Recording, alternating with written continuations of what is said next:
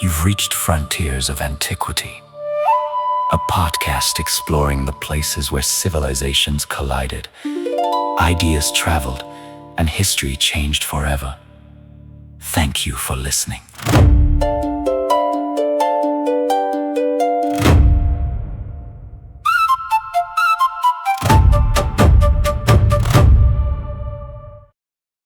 I want you to open a dictionary for a second and look up the word Philistine. What does it actually mean today? Right. If you call someone a Philistine now, it's a pretty stinging insult. Yeah, exactly. You are handing them this label of being an uncultured, unrefined brute. Someone who just completely lacks intellect. Right. A person who doesn't appreciate art, who just sort of clumsily smashes their way through life, entirely indifferent to any kind of sophistication. It's the ultimate shorthand for a savage, basically. Correct. Completely devoid of higher thought. But I want you to imagine a scenario. Just, picture this. Imagine if, like, 3,000 years from now, the most advanced, cosmopolitan, highly engineered society of our current era just vanished. Completely wiped off the map. Right. And the only way future historians knew anything about us was by reading the hostile, deeply biased diary entries of our absolute worst geopolitical rivals, like the people who despised us the most. Oh, wow. You would end up with a total caricature. Just a completely distorted, two-dimensional villain. And that is the exact historical trap that swallowed the ancient Philistines. I mean, for millennia, their entire identity has been dictated by ancient propaganda. Yeah, specifically by the Hebrew Bible. Exactly. Written by their direct mortal enemies, the Israelites, who painted them as these towering, uncircumcised marauders, just grunting brutes. But in this deep dive, we are completely reconstructing the true Philistines. Which is such an exciting process because the evidence is just incredible now. It really is. We have a mountain of phenomenal sources to guide us today. We are pulling from the 2019 landmark archaeogenetic DNA study that was published in Science Advances. We are looking at microscopic soil samples, the ancient Egyptian military release at Medinet Habu, and we are going to critically read the biblical texts themselves. So our mission today is to strip away 3,000 years of mudslinging. Because when you actually look at the physical evidence, like the dirt, the bones, the domestic architecture, you find a society that was highly literate. And totally industrialized. Right. They were operating with a level of elegance that, frankly, far surpassed the people writing the history books. Yeah, so we are going to explore how this misunderstood immigrant group accidentally forced the Kingdom of Israel into existence. We're going to walk through their massive industrial factory cities, look at how they genetically engineered the local ecology of the Middle East, and figure out how they managed to leave their name permanently stamped on our modern maps. It is arguably one of the greatest historical redemption arcs we have on record. So to understand the Philistines, we can't start with them safely established in their cities. We really have to start with the burning, chaotic world that forced them to move in the first place. So put us in the timeline. Okay, so we need to anchor ourselves right around the year 1200 BC. And the context here is everything, because this is the era historians call the Late Bronze Age collapse. Right. Now, when we say collapse, we aren't talking about a slow, gradual decline over centuries. We are talking about a sudden, catastrophic, system-wide failure of civilization across the entire Mediterranean and Near East. But paint a picture of what was actually lost, though. Because, Bronze Age sounds primitive to modern ears, but this was a highly connected world, wasn't it? Oh, highly connected and incredibly sophisticated. Prior to 1200 BC, you had this massive globalized network of superpowers. Like who? Give us the major players. Well, the Hittite Empire controlled what is now Turkey. The Mycenaean palace cultures dominated mainland Greece and Crete. You had the Egyptian Empire of the New Kingdom at the absolute height of its wealth, controlling Canaan and the Levant. Right, so it's a packed house. Exactly. And these empires didn't operate in isolation. They had complex international treaties, royal intermarriages, and these massive maritime trade networks, shipping copper, tin, gold, luxury goods all across the Mediterranean. It was a thriving, interdependent global economy. And then someone pulled the plug. Almost simultaneously. Within a span of maybe 50 years, that entire interconnected system just shattered. 50 years. That is nothing in historical terms. It's a blink of an eye. The great Mycenaean palaces burned to the ground. The Hittite Empire completely dissolved. Major trade cities like Ugarit in Syria were violently sacked and abandoned forever. I always struggle with understanding how an entire hemisphere of empires just suddenly fails like that. Yeah. Because it can't just be one bad crop or one invading army, right? No, it's what historians call a systems collapse. It's a complete domino effect. We now have geological and pollen data showing that a massive, multi-decade megadrought hit the Mediterranean. Oh, wow. Yeah, and when you have a severe drought, you get catastrophic crop failures. Crop failures lead to famine. Famine leads to internal peasant revolts against the palace elites who are, supposed to be managing the grain supplies. And if they don't have grain, the peasants turn on them. Exactly. Add in a cluster of severe earthquakes in the eastern Mediterranean during this exact window, and the central authorities are completely paralyzed. So the trade routes freeze, the economies collapse, and you have these massive populations of desperate, starving people with literally nowhere to go. Which triggers an enormous, chaotic refugee crisis. Tens of thousands of people are displaced. And sweeping across the Mediterranean comes this mysterious, decentralized maritime coalition. The Sea Peoples.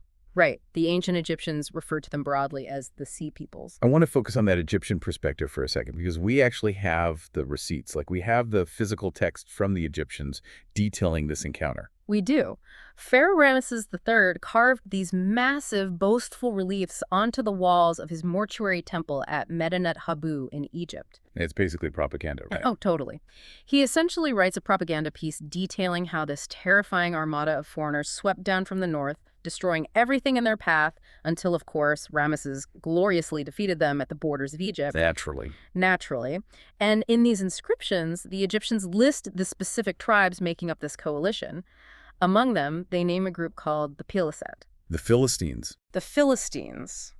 The Egyptian records claim they repelled the Peliset, turning them back from the Nile Delta, and so this group was forced to settle just up the coast, on the southern coastal plain of Canaan. Which is that strip of land that eventually becomes known as Philistia. Exactly. Now, arriving by boat as part of a displaced armada obviously suggests they aren't local to the Middle East. And what fascinates me is that the Hebrew Bible actually agrees with this Egyptian framing, even centuries later. The biblical authors constantly refer to the Philistines as uncircumcised foreigners. Right, they are always emphasizing that foreignness. Yeah, and the prophets, Amos and Jeremiah, make a very specific geographic claim. They state that the Philistines originally came from a place called Kaftor. And Kaftor is the ancient Semitic word for the island of Crete, or just the wider Aegean region of the Greek islands in general. So the biblical authors are essentially saying these people are Europeans, they came from Greece. But for the longest time, archaeologists couldn't definitively prove that, could they? It was just a story written by their enemies. Yeah, in the archaeological community, tacitus are great, but dirt is better. For decades, excavators digging in the Philistine coastal cities found mountains of pottery that looked undeniably Mycenaean. Like what kind of pottery? Beautifully painted wares with bird and fish motifs that belong in Greece, not Canaan. They also found Aegean-style hearths and European weaving loom weights. But pottery doesn't equal people. Right. That's the classic archaeological debate. Like, just because I find a certain pot doesn't mean the person who made it lived there. That is the exact core of the debate. Skeptics argued, look, just because I drink out of a mug that says made in China doesn't mean I am Chinese. Right. They theorized that maybe the Philistines were actually just local Canaanites who started adopting Greek aesthetics, or maybe they were importing Greek pottery because it was, highly fashionable at the time. The physical migration of a massive European population was treated as a theory that just couldn't be fully proven. Until we figured out how to read ancient DNA. And I really want to spend some time on the 2019 archaeogenetics breakthrough, because this fundamentally changed the field. Oh, the paper published in Science Advances in 2019 is a total watershed moment. An international team of geneticists and archaeologists managed to extract and sequence ancient DNA from skeletal remains at a Philistine cemetery located in the coastal city of Ashkelon. Okay, let's break down the mechanics of that for a second, because extracting DNA from someone who died 3,200 years ago in the sweltering, humid heat of the Middle Eastern coast seems, frankly, impossible. Heat usually destroys genetic material, doesn't it? How do they actually get a readable sample? It is incredibly difficult. You can't just take a rib bone or a femur and hope for the best, because environmental degradation and bacterial contamination will have completely ruined the sequence by now. So what's the trick? The breakthrough in modern archaeogenetics relies on something called the petrous bone. The petrous bone. Yeah, it is a tiny, incredibly dense part of the temporal bone located at the base of the skull, right behind the inner ear. Because it is so dense, it acts like a biological vault, preserving fragments of DNA long after the rest of the skeleton has degraded into dust. That's amazing. The scientists drilled into these petrous bones, extracted the bone powder, and sequenced the genome. And what makes this study so powerful is the chronological timeline they set up. They didn't just test the Philistines in isolation. No, they tested the entire timeline of the city. First, they sequenced the bones of the people living in Ashkelon before 1200 BC, the late Bronze Age Canaanites. The locals. Right. Their DNA matched the standard indigenous Levantine genetic profile. They were absolutely local to the Middle East. Okay, so that's the baseline. Exactly. Then they tested the skeletons from the early Iron Age, specifically dating to the window of 1200 to 1150 BC. Which is the exact moment the historical texts say the Sea Peoples arrived. Right. And the genetic data showed a sudden, jarring disruption. The skeletons from this exact era exhibited a massive influx of Southern European ancestry, specifically matching populations from Crete, mainland Greece, and Sardinia. Wow. We are talking about a 14% shift in the genetic makeup of the city's population almost overnight. I am still trying to wrap my head around this. Yeah. Because the Hebrew Bible, written by people who absolutely hated Philistines, claimed they came from Captor, the Aegean. And then, over 2 millennia later, a genetics lab looks at the molecular data inside a skull bone and confirms that the biblical geography was entirely accurate. It confirms that this was not merely a cultural trend or, a trade network expanding. This was a physical maritime migration of thousands of people across the Mediterranean who landed on the coast of Canaan and set up a new society. But the Ashkelon dig gave us more than just a geographic origin story, right? Yeah. It gave us our first real look at their humanity. You brought up a fascinating point in the notes regarding Philistine graves, because for over 30 years, archaeologists had been excavating major Philistine cities. They found houses, they found temples, they found garbage dumps, but they couldn't find a single cemetery. It was one of the great mysteries of Levantine archaeology. The Leon Levy expedition excavated Ashkelon for decades without finding where these people buried their dead. And burial practices are crucial. They are everything. The way a society treats its dead tells you so much about their concepts of family, religion, and just basic human dignity. Right, and if you believe the biblical propaganda, you would expect to find chaotic mass graves, or maybe people just tossed into trenches like the brutes they were supposed to be. Yeah, but when the team finally discovered the Ashkelon Cemetery in 2013, located just outside the ancient city walls, it utterly dismantled that savage caricature. What did they find? They found over 150 individuals, and the care put into these burials was astonishing. They weren't haphazard mounds of dirt. The Philistines built elegant rectangular burial chambers out of finely cut stone. Like actual crypts? Yes. These were family vaults designed to be reopened over generations so that descendants could be laid to rest next to their ancestors. It's what they were buried with that really shatters the myth for me. Yeah. Walk us through the grave goods. The graves were filled with luxury goods. Beside the bodies, archaeologists found delicate imported jewelry, bronze bracelets, earrings, beads made of carnelian and faience.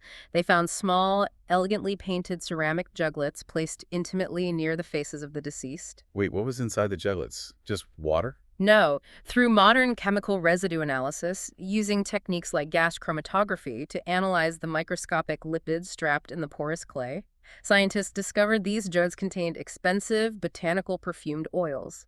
That is just incredible. So we need to completely reset the mental image for you, our listener. When you hear the word Philistine, you shouldn't be picturing a towering, grunting savage wielding a club. You should be picturing an elegant, literate Mediterranean family. They are wearing refined jewelry, they are importing European fashions, and they are lovingly burying their dead with expensive perfumes. Exactly. They brought the sophistication of the Aegean palace cultures directly to the shores of the Levant. But surviving a regional apocalypse and landing on a beach with some nice perfume is really only step one. Arriving is easy. Establishing a multi-century superpower in a hostile new land requires a staggering level of organization. And to understand how they achieved that, we have to look at how their arrival fundamentally disrupted the local populations already living there. So let's talk about the geopolitical map of the Levant around 1150 BC. Okay, so if you look at a topographical map of the region, it is divided into two very distinct zones. Down along the Mediterranean Sea, you have the broad, fertile coastal plain. Moving inland and eastward, the elevation rises sharply into a rugged, mountainous spine known as the Central Highlands.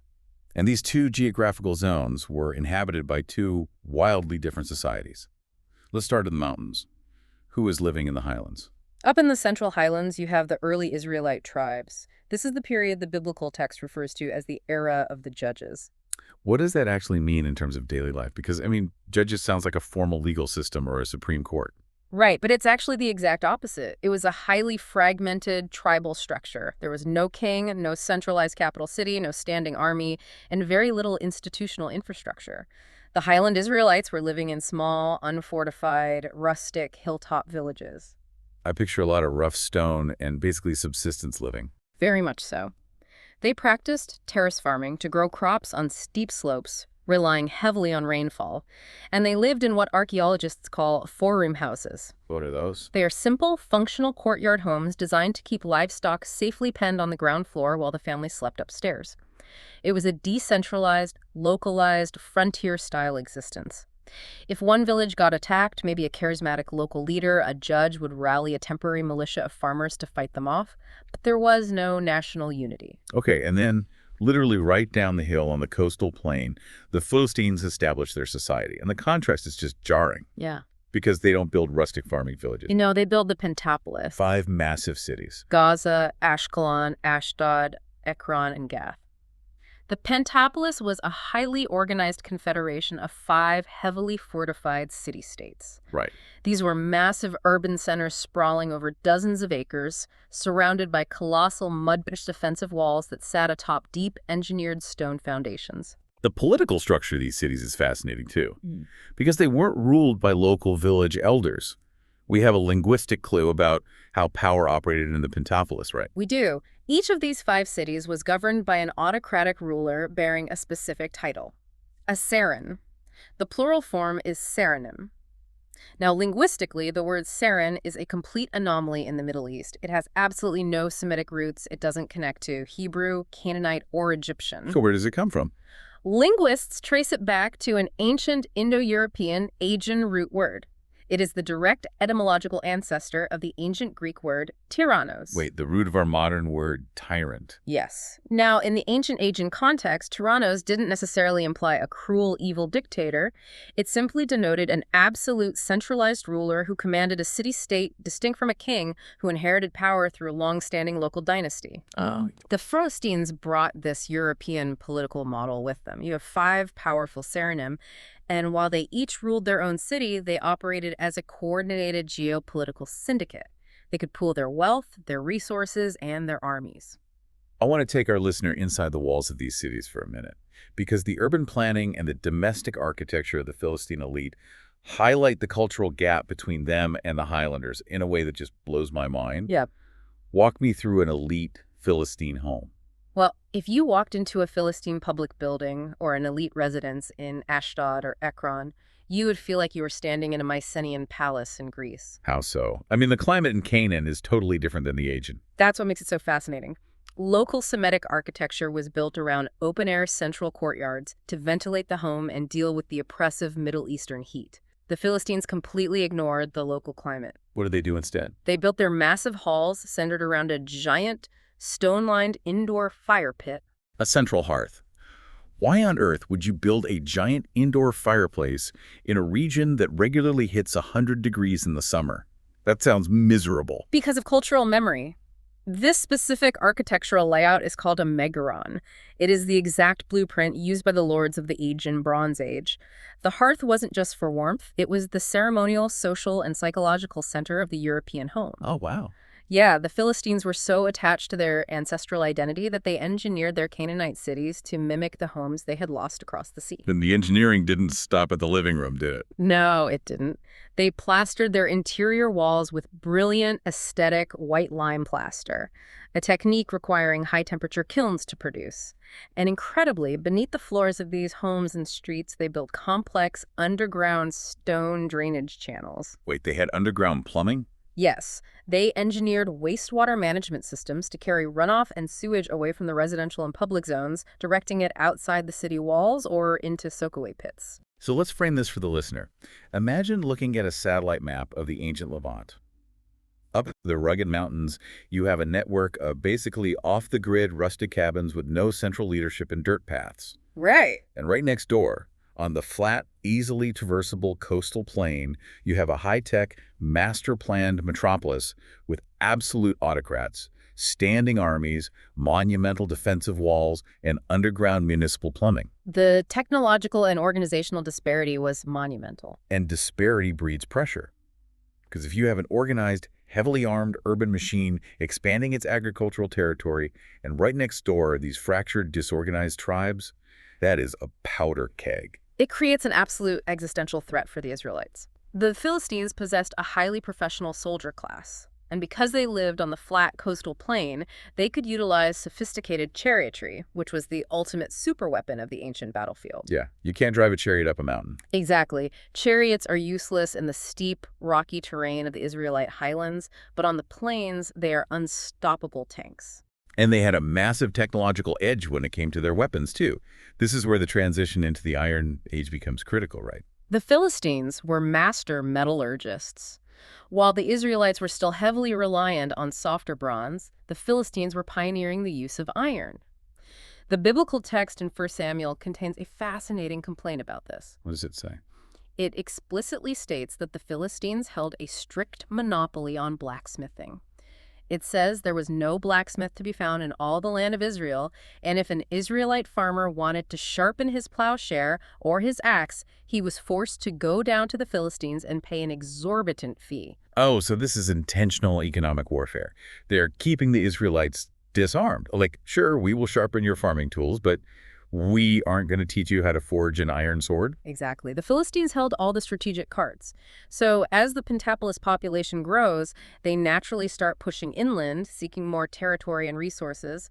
And the decentralized Israelite militias, led by occasional judges, are getting completely decimated. They just can't compete. No, they cannot field an army capable of withstanding the coordinated iron-wielding ranks of the Philistine Seranim. I want to pause here because this leads to one of the most brilliant historical ironies I have ever heard. The Israelite tribes view the Philistines as their absolute worst nightmare. They despise them. But to survive the Philistines, the Israelites realize they basically have to become just like them. It is the ultimate catalyst for statehood. The Israelites look down at the coast and realize a loose confederacy of farmers cannot defeat an organized autocratic superpower. To fight a centralized military, we need a centralized military. We need a king. So the pressure from the Philistines essentially breaks the Israelite tribal system. Yes. The biblical narrative describes the tribal elders going to the prophet Samuel and demanding a king so they can be like all the other nations and have someone to lead them in battle. Wow. This direct geopolitical pressure leads to the anointing of King Saul, the formation of a standing Israelite army, and eventually the rise of King David, who finally manages to push the Philistines back and establish the united monarchy in Jerusalem. So follow the logic here. Without the devastating, highly organized military campaigns of the Philistines, the disparate Israelite tribes would never have felt enough pressure to unify. The Philistines literally hammered the kingdom of Israel into existence on the anvil of war. The Philistines were the crucible that forced the formation of the biblical monarchy. Without them, the ancient Near Eastern map looks completely different. But you cannot sustain a professional chariot-driving military, and you cannot build fortified cities with underground drainage without an absolute juggernaut of an economy. You need cash flow. You need industry. And the Philistines built an industrial engine unlike anything the Levant had ever seen. They didn't just conquer territory, they industrialized it. We have to talk about the city of Ekron. This is the modern archaeological site known as Tel Mekti. I want you to break down what excavators found there, because the sheer scale of the math involved completely rewrites how we view ancient manufacturing. Ekron was the most inland city of the Pentapolis, situated perfectly on the border between the coastal plain and the foothills. When archaeologists excavated the later strata of this city, dating to the 7th century BC, they uncovered an industrial zone that frankly stunned them. What was it? They dug up over 100 massive commercial-scale olive oil presses. 100 industrial presses inside a single city. Let's explain how an ancient olive press actually works. Because this isn't just someone squeezing olives in a bowl in their kitchen. No, it was a massive, labor-intensive, multi-stage engineering process. First, Workers would crush the raw olives in huge stone basins using a heavy rolling stone. The resulting mash was scooped into porous woven baskets known as frails. Okay, so you have these baskets of olive mash. Right, and these baskets were stacked on top of each other over a central carved vat. And then comes the heavy machinery. Right. They utilized a massive wooden beam anchored into a wall niche. The beam was laid over the stack of baskets, and on the other end of the beam, they suspended massive perforated stone weights, some weighing hundreds of pounds. Oh, I see. The sheer leverage of the weighted beam would press down on the baskets, squeezing the oil out of the mash and into the vats below. And when archaeologists crunched the numbers based on the size of the vats and the hundreds of stone weights, they found what was the annual output of this single city. Conservative estimates put the production capacity of Ekron at over 5,000 tons of olive oil per year. 5,000 tons! I'm trying to visualize that. How do they even store or transport that volume without modern steel shipping containers? It required a staggering logistical supply chain. They had to manufacture tens of thousands of specialized ceramic storage jars called amphorae. They needed massive fleets of pack animals, massive storage warehouses, and organized shipping fleets. And obviously the residents of Ekron aren't just consuming 5,000 tons of oil on their salads every year. Where's this oil going? This was globalized export. In the ancient world, olive oil was a fundamental commodity. It wasn't just for food, it was the primary fuel for lighting lamps, the base ingredient for cosmetics and perfumes, and essential for religious rituals. So everyone needed it. Everyone. The Philistines mass-produced this oil to supply the massive Assyrian Empire to the north, to trade with Egypt to the south, and to export across the Mediterranean. Ekron was the industrial powerhouse of the ancient Middle East. And if you're walking through the streets of Ekron during the autumn harvest, the sensory experience must have been overwhelming. The sheer smell of crushed olives, the noise of hundreds of stone weights grinding, it was a factory town. But they weren't a one-industry society either. The archaeological record shows they were dominating other manufacturing sectors too. Textile manufacturing was another massive pillar of their economy. And again, we know this because of the dirt. Archaeologists found thousands of unbaked clay loom weights scattered throughout their domestic and industrial sites. But how does a loom weight prove they had a different textile industry than the local Canaanites? Aren't all looms basically the same? It comes down to the technology of the loom itself. Local Levantine populations typically used a horizontal ground loom, where the threads are pegged into the dirt. But the Philistines brought a vertical, warp-weighted loom from Europe. How does that work? You hang the vertical threads from a top beam, and you tie these spool-shaped clay weights to the bottom of the threads to keep them taut while you weave horizontally. And this European weaving method produces a different kind of fabric. It allows for denser, more complex, and much wider pieces of cloth. The Philistines were mass-producing high-quality textiles, likely weaving in distinct, colorful Aegean patterns. Just like their olive oil, their textiles became a highly desirable luxury export across the region. So they have an absolute monopoly on iron. They are running the largest olive oil operation on the continent, and they are exporting luxury European textiles. They are incredibly wealthy, and the archaeology shows they absolutely knew how to spend that wealth. Let's talk about Philistine feast culture. If you look at Aegean palace culture, think of the epics of Homer. The Iliad and the Odyssey society revolves around the feast, the communal drinking of wine, the roasting of meats. The Philistines transplanted that Homeric feasting culture directly into the Levant. And we see this in their pottery, right? Yeah, very clearly. They were master viticulturists, cultivating vast vineyards for wine production. But it's the consumption vessels that are so striking.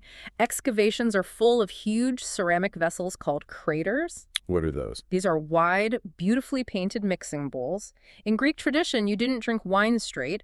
You mixed it with water and spices in a massive central crater. And then everyone dipped their cups into the communal bowl. It's a highly social, ceremonial way of drinking, but they didn't just drink wine. I read a note about their beer consumption that I need you to explain, because the engineering of their beer mugs is just hilarious and brilliant. Yes, they found these unique little ceramic vessels known as beer juglets. Now, ancient beer was not the clear, highly filtered liquid we drink today. It was a thick, fermented barley gruel filled with floating husks, chaff, and sediment. Yuck. Right, if you took a swig directly from a standard cup, you'd get a mouthful of gritty debris. Which totally ruins the feast. So what did the Philistines do? They engineered juglets with a built-in ceramic strainer in the spout. When you poured the beer, the strainer caught the barley husks, allowing a smooth liquid to flow out. Alternatively, they used long drinking straws with metal strainers on the end. A strainer straw. That is amazing. They were hosting these massive, opulent banquets, drinking filtered beer and spiced wine, surrounded by musicians playing bone flutes and lyres. They were living large. Okay, so we have established that they are master builders, master manufacturers, and master feasters. But here is the revelation that truly elevated my understanding of them. They didn't just build factories on the landscape. They actively engineered the biological ecosystem of the Middle East. Let's dive into the archaeobotany. This is a relatively new frontier in archaeology, and it is fascinating. Archaeobotany involves the microscopic analysis of dirt. Scientists are looking for ancient pollen spores, carbonized plant seeds, and microscopic silica plant skeletons called phytoliths that survive in the soil for thousands of years. And when they put the soil of the Philistine coastal plain under a microscope, what did they find? They found that the Philistines literally terraformed their environment. When this immigrant population fled the Aegean, they didn't just pack their pottery and their weapons, they packed their plants. Wow. They introduced entirely non-native botanical species to the Levant. Give me an example, because I know one of these completely upended biblical assumptions. The sycamore fig tree. If you read the Bible, the sycamore fig is mentioned constantly as a staple of the local landscape. King David even appoints a specific royal overseer to manage the olive and sycamore trees. Because of this, historians assume the tree was indigenous to Israel. Right, that makes sense. But the microscopes say otherwise. The botanical data proves that the sycamore fig was completely absent from the Levant before 1200 BC. It was imported, cultivated, and popularized by the Philistines. They wanted the fruits they were used to eating back home, so they brought the seeds and fundamentally altered the region's agriculture. What else did they bring? They introduced cumin and coriander, completely changing the flavor profile of the local cuisine. But perhaps the most shocking import was the opium poppy? Wait, the opium poppy, sourced from Western Europe. Yes. The opium poppy was originally cultivated in the Western Mediterranean. The Philistines brought it to the Canaanite coast.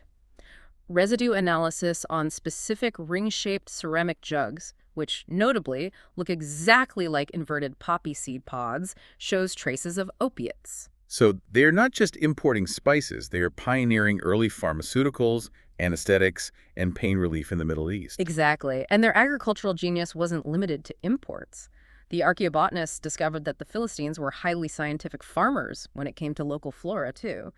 The data shows they were the first population in the region to systematically domesticate over 70 types of local wild weeds. They're out there studying the local wild radish and purslane, figuring out how to cultivate it on a massive scale to feed their growing urban populations. They engineered every aspect of their world, the architecture, the economy, the weapons, and the very dirt beneath their feet. Which brings me to the massive, overarching paradox of this entire deep dive.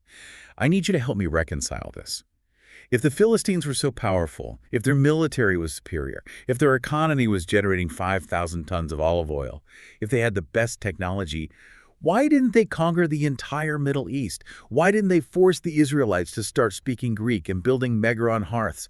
Why did this unstoppable culture eventually vanish? That is the ultimate question, and the answer lies in a sociological process called syncretism. Let's define syncretism for the listener, because it is the key to the second half of their history. Syncretism is the blending or merging of different cultures, religions, or schools of thought.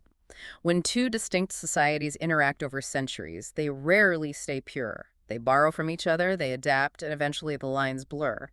The story of the Philistines is a story of profound, pragmatic assimilation, and we see this most vividly in their religion. Right, the religion has this wild, almost schizophrenic dual nature. Because when they first get off the boats, they are bringing their European gods with them. Absolutely. In the earliest, deepest residential layers of cities like Ashdod, archaeologists find cultic objects in private homes that are purely Aegean. The most famous example is what scholars call the Ashdoda figurines. Describe the Ashdoda, because it is a very bizarre piece of art. It is a stylized terracotta statuette of a female deity. But she doesn't have legs in the traditional sense. Her torso and head merge seamlessly into a four-legged throne or chair. Like the goddess is the furniture. Yes, and this is a direct, undeniable continuation of Mycenaean religious art. Back in mainland Greece, archaeologists find these exact seated goddess idols. The early Philistines kept these Ashdod figurines in small domestic shrines inside their homes. They also used these incredibly intricate ceramic cups called rhyta, shaped like the heads of lions or bulls, which were used to pour ritual libations of wine. Again, a hallmark of Aegean palace rituals. Exactly. But that is what they're doing in private, inside their houses. When you step outside the front door and look at the massive state-sponsored public temples, the religion is completely different. This is where their brilliant economic pragmatism overrides their cultural nostalgia. The Philistines realized very quickly that they were in a new geographic and agricultural zone. If you were building an agricultural empire based on wheat and olive oil in Canaan, you need the rain to fall in Canaan. Naturally. And in the ancient mindset, you secure the rain by praying to the local gods who hold the jurisdiction over that specific land. You have to pay the spiritual toll to the local management. Precisely. So, for their massive public-state religion, the Philistines completely abandoned their Aegean pantheon and adopted the local Semitic Canaanite gods. And this leads to some of the most famous deities in biblical history. Let's look at this adopted pantheon. First up is the chief god of the Philistines, Dagon. Now, I grew up watching movies and reading old commentaries that portrayed Dagon as this grotesque half-man, half-fish sea monster. Yes, the fish god myth is incredibly persistent, but modern linguistic scholarship has completely debunked it. The confusion stems from medieval scholars who looked at the Hebrew word dag, which means fish, and assumed Dagon was a maritime deity simply because the Philistines lived on the coast. Which sounds logical until you look at the older Near Eastern texts. Right. If you look at the broader ancient Near East, going back to early Mesopotamia and Syria, Dagon is an ancient, highly prestigious deity of agriculture, grain, and the fertility of the soil. The root word Dagon literally translates to grain. Which makes perfect logical sense. If you were a society trying to feed 5 massive urban centers and fuel an industrial olive oil machine, you don't need a fish god. You need the premier grain and agricultural god of the Levant on your side. It was a strategic adoption. They also adopted the great Levantine goddess Ashtaroth, who was a fierce deity of war and fertility. The biblical narrative notes that when the Philistines finally defeated King Saul on Mount Gilboa, they stripped him of his armor and put it on display in the temple of Ashtaroth. It's the classic ancient world flex. Our adopted local god just defeated your local god, and here is the trophy. Exactly. And then there's a third major deity, one worshipped specifically in the industrial hub of Ekron, a god named Baal-zebub. Okay, Baal-zebub. That name has enormous baggage in Western culture. If you call someone Beelzebub today, you are literally calling them Satan. How did a Philistine god become synonymous with the devil? It comes down to a deliberate mocking pun by the later Israelite writers. The actual name of the deity in the Northwest Semitic dialect was likely Baal-zebul. This translates beautifully to Baal the Prince, or Lord of the Heavenly Dwelling. He was a highly respected regional god associated with oracles, divination, and healing. So how do we get Lord of the Flies out of that? The biblical authors hated the fact that this god was so popular, so they subtly changed the final consonant from an L to a B.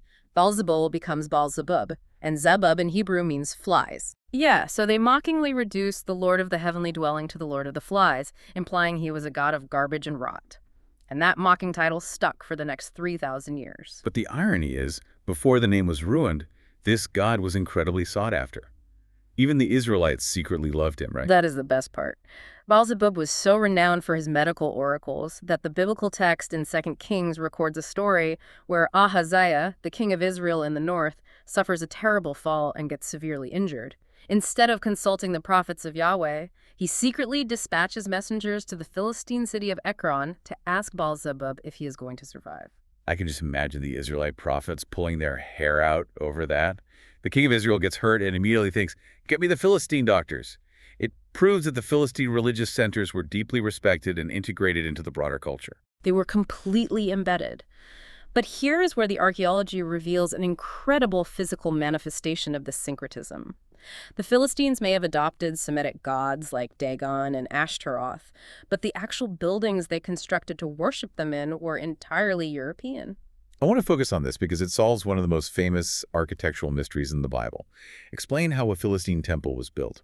When excavators uncovered the Philistine temples at sites like Tokasil and Ekron, they did not find standard Canaanite floor plans.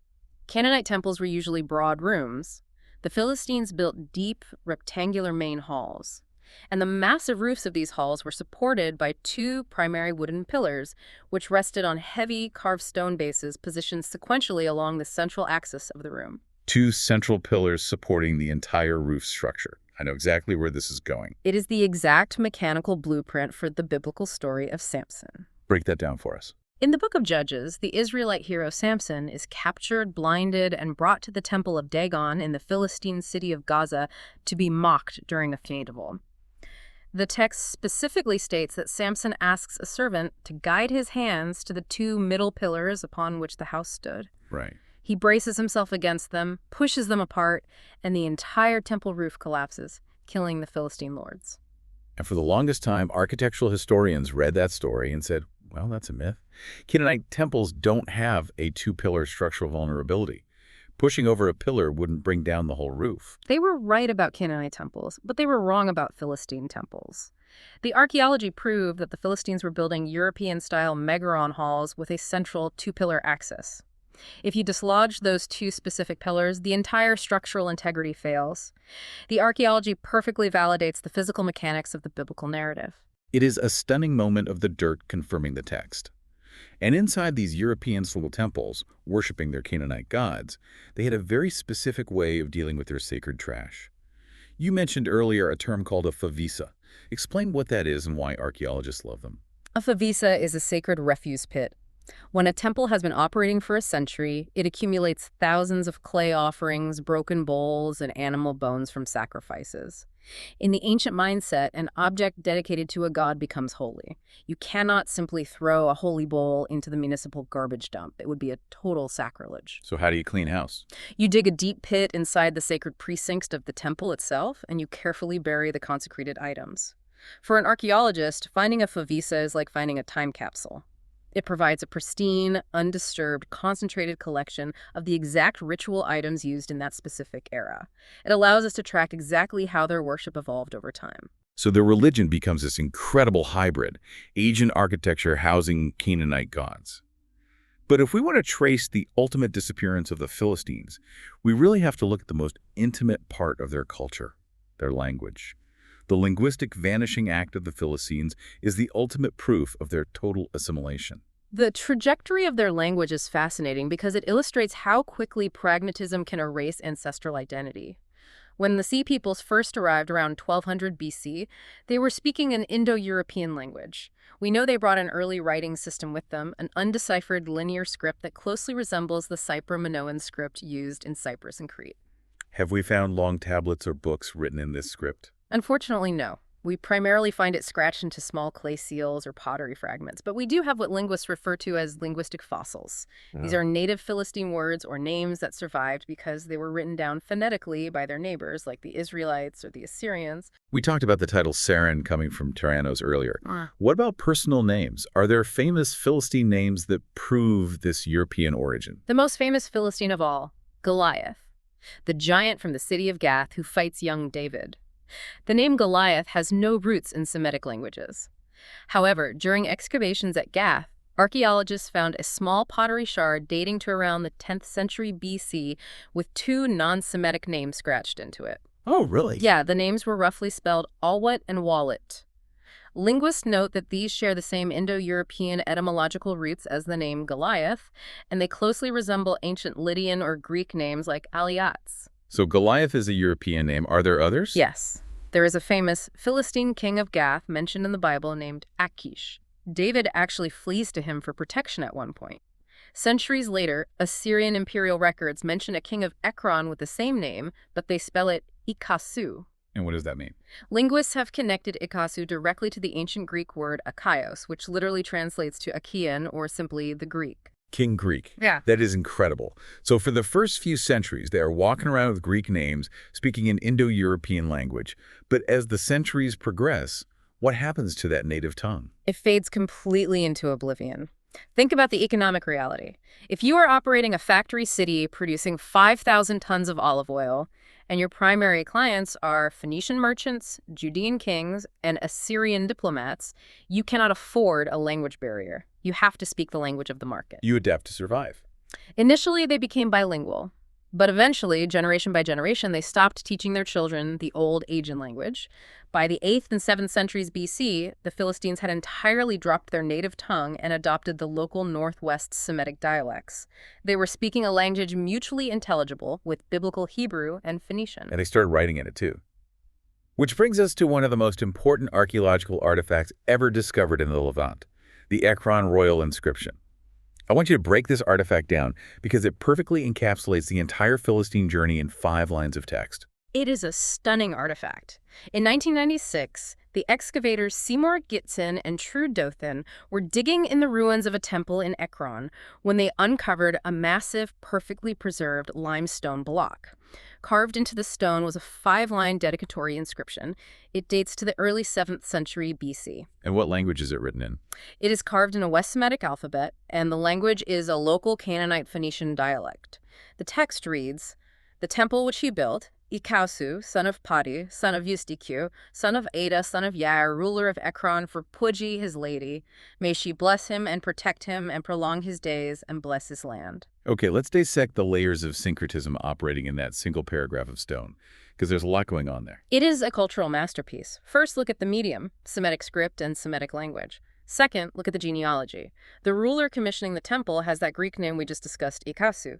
But look at his ancestors. Padi, YSDQ, Ada. Right, those don't sound Greek. No, those are thoroughly Semitic Levantine names. So you have a royal family blending Greek and Canaanite naming conventions. And who is the goddess he is building the temple for? Kiji, his lady. How do you even say that? Pidgey is the wild card. It is an unpronounceable, non-Semitic name. Scholars believe it represents a surviving ancient Aegean mother goddess, possibly connected to the Greek sanctuary of Delphi, known as Pytho, or associated with Gaia. So let me synthesize this. You have a king with a Greek name, tracing his lineage through Semitic ancestors, using a Semitic alphabet, writing in a Semitic language, to dedicate a temple to a Greek goddess. It is the ultimate blender of cultures. The Philistines have completely fused with the Middle East. But that absolute complete fusion, trading their language, adopting the local gods, intermarrying until their DNA lost its distinct Aegean signature, explains why they ultimately vanished from history. Right. Let's move toward the end of the story. Because disaster eventually strikes the entire coast, and this time there is no recovering. Walk us through the violent end of the Philistine Pentapolis. The distinct political and physical identity of the Philistines comes to a brutal, abrupt end in the year 604 BC. The great superpower of the era is the Neo-Babylonian Empire, led by the infamous King Nebuchadnezzar II. Nebuchadnezzar initiates a massive scorched earth military campaign down the Mediterranean coast to secure the trade routes and crush any rebellions. And the Philistine cities are right in his path. He doesn't just conquer them, he obliterates them. The Babylonian armies sack Ashkelon, Ekron, and Ashdod. They burn the great olive oil presses, they tear down the massive fortified walls, and following the standard, brutal imperial policy of the Babylonians, they round up the surviving elites, the craftsmen, and the royal families, and they deport them. They march them hundreds of miles east, deep into exile in Babylon. Now, I want to draw a massive historical parallel here, because Nebuchadnezzar did the exact same thing to the Israelites.